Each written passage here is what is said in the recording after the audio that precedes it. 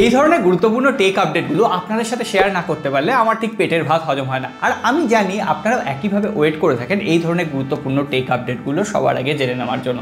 যাই হোক, প্রথমে একটু গেমিং সেন্ট্রিক খবর দিয়ে শুরু করি। আপনারা কারা ডেস্কটপে গেম খেলতে ভালোবাসেন বা ল্যাপটপে, মানে পিসি গেম অ্যাকচুয়ালি, তাদের জন্য প্রথমেই একটা ধাক্কার খবর দিয়ে দিই। অনেকদিন ধরে শোনা যাচ্ছিল GTA 6, মানে GTA 5 তো আমরা খেলেছি, GTA 6-এর যে আপডেট ভার্সন সেটা নাকি এই বছরেই লঞ্চ করবে, কিন্তু এখন শোনা যাচ্ছে সেটা আরও ডিলে হয়েছে। রকস্টার গেম মানে গ্র্যান্ড থেফট অটোর যারা পাবলিশার বা ডেভেলপার তারা বলেছে 2026-এর সেপ্টেম্বর মাসের আগে কোনোভাবেই GTA 6-এর লঞ্চ করা সম্ভব নয়। সুতরাং এখনও 1 বছরের অপেক্ষা করতে হবে, 1 বছরের বেশি অপেক্ষা করতে হবে।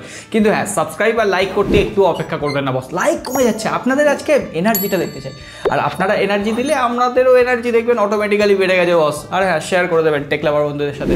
এই বছর নতুন যে আইফোন সিরিজ লঞ্চ করবে সেটা হচ্ছে আইফোন 17 সিরিজ, কিন্তু তার 1 বছর পরে যে আইফোন 18 সিরিজ আসবে তাকে নিয়ে এখন থেকেই শোরগোল পড়ে গেছে, বিভিন্ন ধরনের লিক আসছে।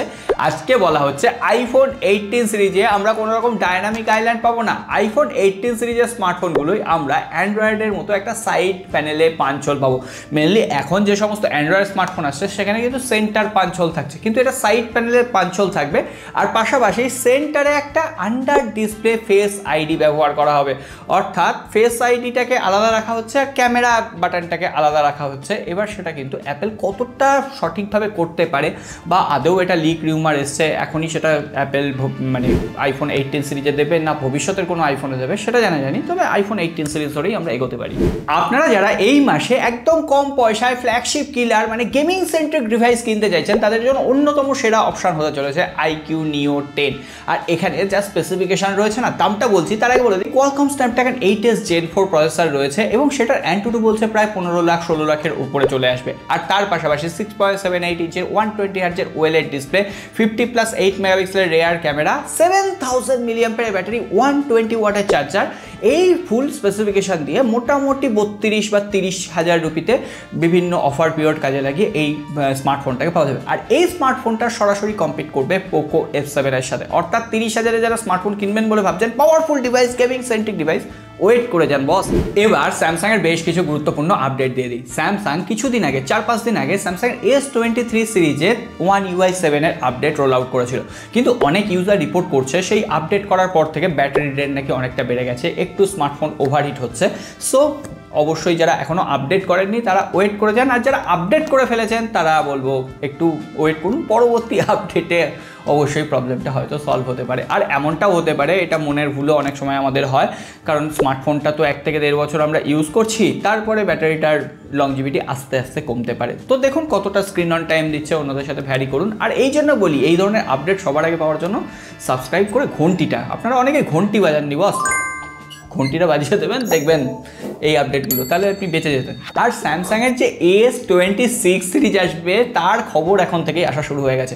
বলা হচ্ছে স্যামসাংয়ের S26 সিরিজে শুধুমাত্র আমাদের রিজিয়ন নয়, এমনকি ইউরোপীয় রিজিয়নেও সেখানে Exynos-এর প্রসেসর থাকবে, Exynos-এর 2600। আর দেখা যাক, ইতিহাস তো Exynos-এর সাথে খুবই খারাপ কথা বলছে। এখন Exynos 2600 কতটা পাওয়ারফুল হয়, জিপিইউ কতটা এক্সেলারেট করে বা কতটা NPU ঠিকঠাক থাকে, AI ক্যাপাবিলিটি কতটা এনহান্স হয়, সেইগুলোর উপরে বিচার হবে। কিন্তু হ্যাঁ, আবার যদি পরবর্তীতে Exynos প্রসেসরটা ঠিকভাবে ডেভেলপ না হয় তখন হয়তো স্যামসাং আবার সেই ঘুরে ফিরে কোয়ালকমের দিকেই যাবে। অবশেষে এই বছরে স্যামসাংয়ের ফ্যান এডিশন আবারও আসতে চলেছে, Samsung Galaxy S25 fan addition. Specification বেশ ভালো লাগছে শুরুতে, 120 হার্টজের একটা OLED ডিসপ্লে থাকবে, মানে সুপার অ্যামোলেড স্যামসাংয়ের যে ডিসপ্লে প্যানেল সেটাই থাকবে। তার পাশাপাশি 50 মেগাপিক্সেলের ট্রিপল রিয়ার ক্যামেরা থাকছে, 8 মেগাপিক্সেলের টেলিফটো সেন্সর থাকছে, আর Exynos-এর 2400 প্রসেসর থাকছে। বাদ বাকি ওভারঅল 4700 mAh এর ব্যাটারি, 7 বছরের অপারেটিং সিস্টেম আপডেট, তার সঙ্গে সঙ্গে সিকিউরিটি প্যাচ লেভেল আপডেট দেওয়া হবে, কিন্তু দামটা 60 থেকে 70 হাজার রুপি। যদিও ফ্যান এডিশনের রেকর্ড তো খুবই ভালো, 70,000 বা 60,000 লঞ্চ হলে কিছুদিন পরে সেটা 50% অফ, মানে 30-35 হাজারে পাওয়া যাবে। সুতরাং চিন্তার কোনো কারণ নেই, দাম কমলে এই ফোনটা কিন্তু একটা ভালো জায়গায় যেতে পারে।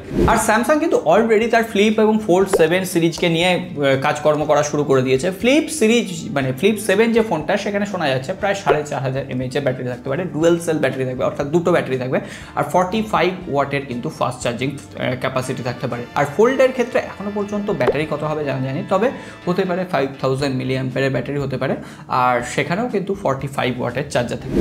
এরপরে একটু তাহলে মোটা ভাইয়ের খবর হয়ে যাক, মোটোরোলার কথা বলছি। মোটোরোলার রেজার 60 আলট্রা ফোনটা কিন্তু এনলিস্টেড হয়ে গেছে বিভিন্ন সার্টিফিকেশন সেকশনে, এমনকি সেটা মে মাসের শেষের দিকে বা 3rd উইক নাগাদ লঞ্চ করতে চলেছে। ফুল স্পেসিফিকেশন আপনাদের সামনে দিয়ে দিলাম। এখানেও কোয়ালকম স্ন্যাপড্রাগন 8 Gen 2 চিপসেট থাকছে, 6.9 ইঞ্চি 1.5K ওয়েলেড ডিসপ্লে থাকছে, 4000 নিটসের পিক ব্রাইটনেস থাকছে, এছাড়াও 4700 mAh এর ব্যাটারি, 68 ওয়াটের ফাস্ট চার্জার, 50 মেগাপিক্সেলের ফ্রন্ট ক্যামেরা থাকছে। এটার দাম কিন্তু প্রায় 80,000 রুপির আশেপাশে হয়ে যাবে।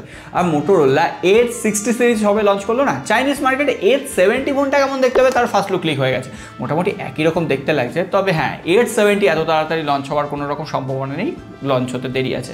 আর 860s বলে আরেকটা স্মার্টফোন বিভিন্নভাবে রিব্র্যান্ডেড হচ্ছে, সেটা কিন্তু মোটোরোলা 860 একটা রিব্র্যান্ডেড ভার্সন হবে, ওই মিডিয়াটেকের ডায়মন্ডসিটি 7400 চিপসেট থাকতে পারে। OnePlus কিন্তু দুটো বিধ্বংসী স্মার্টফোন লঞ্চ করতে চলেছে। OnePlus Nord 4 যে স্মার্টফোনটা, সেটা কিন্তু একটা কিলার ডিভাইস ছিল।